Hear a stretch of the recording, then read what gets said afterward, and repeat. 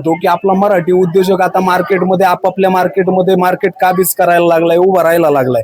आता माणूस आपला उभा राहतो तर आपल्या सर्वांची जबाबदारी ही आहे की आपल्या माणसाला पाठबळ दिलं पाहिजे. आजची परिस्थिती ही आहे की पुण्या मुंबईला जी क्वालिटी भेटत होती ती आता आपल्या परभणीत भेटणार आहे. म्हणजे लग्नाची खरेदी असू द्या, कुठला आपला सुख सोहळा असू द्या, त्यासाठी तुम्हाला पुण्या मुंबईला यायची आता गरज राहिली नाही. कारण फॅशनचे सगळे दरवाजे आता तुमच्या दारात येऊन उघडायला लागले. ते म्हणजे परभणी असेल, परभणीमध्ये बऱ्यापैकी सगळीकडे आता आपले शोरूम आहेत. तर नक्कीच आपण ब्रँडेड मेन्सवेअरला पूर्ण गंगाखेड त्याचबरोबर परभणीमध्ये आता नव्याने सुरुवात केली आहे. तर आपल्या उद्योजकाला पाठबळ द्या, क्वालिटी एकदा चेक करा, किंवा रेट एकदा चेक करा. आणि एकच सांगणे आपल्या तरुण सर्व उद्योजकांना, व्यवसायाकडे वळा. काही व्यवसाय करा, छोटा करा, मोठा करा, पण व्यवसाय करा. व्यवसायाशिवाय येत्या काळात पर्याय नाही नक्कीच. आणि नवीन व्यवसायासाठी आपले विष्णू शिंदे असतील, काका असतील, त्याचबरोबर माणिकराव, सर्व शिंदे फॅमिलीला शुभेच्छा. आणि नक्कीच फरकांड्यातली मुलंही नव्याने व्यवसायात भरपूर सारे उतरतायत. पालम मधले आता परभणीपर्यंत मजल मारायला लागलेत सगळे. आणि नक्कीच येत्या काळात त्यांनी संपूर्ण मराठवाडा, महाराष्ट्रात व्यवसायाचा विस्तार करावा, ह्याच त्यांना शुभेच्छा. धन्यवाद.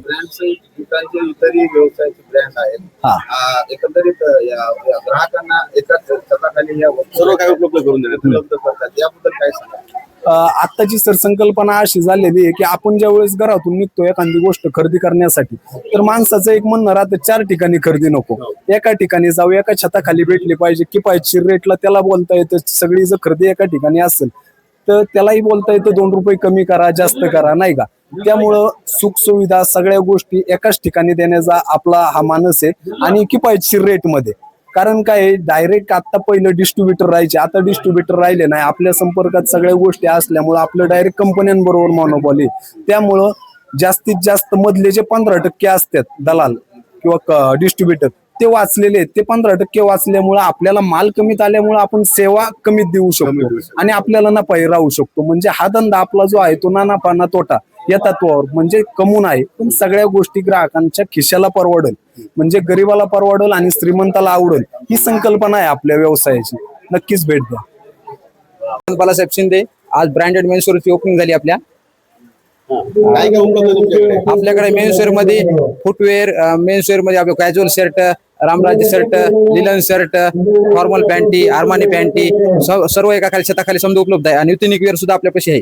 हा, बरं. आता ग्राहकांना काय आवाहन करणार तुम्ही, विशेष करून मराठी माणसाला काय सांगणार? ग्राहकांना म्हणजे विशेष म्हणजे मराठी माणसाला सर्वात जास्त उद्योजकामध्ये उतरा तुम्ही.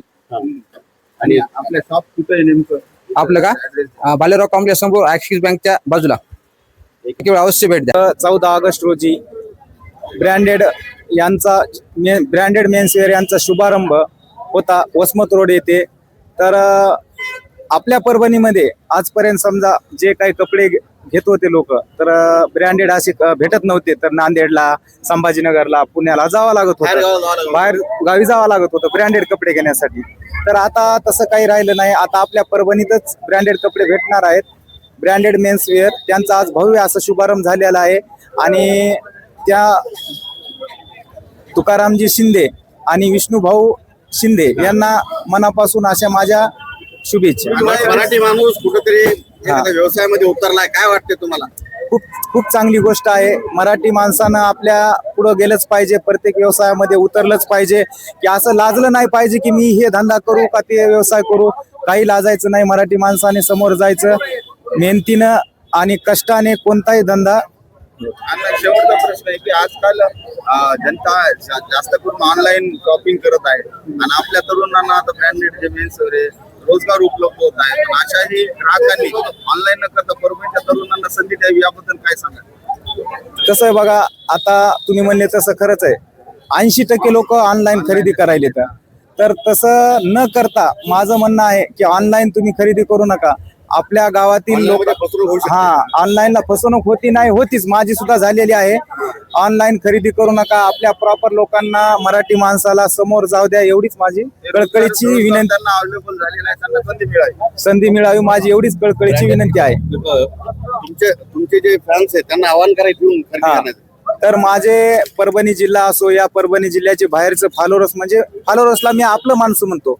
तर आपल्या माणसाने आपल्या मराठी माणसाच्या दुकानावर आलंच पाहिजे आणि तुम्हाला जशी क्वालिटी म्हणलं तशी क्वालिटी मिळणार आहे. एक वेळ अवश्य भेट द्या. तर त्यांचा पत्ता आहे भालेराव कॉम्प्लेक्सच्या समोर, ॲक्सिस बँकेच्या बाजूला, वसमत रोड, परभणी.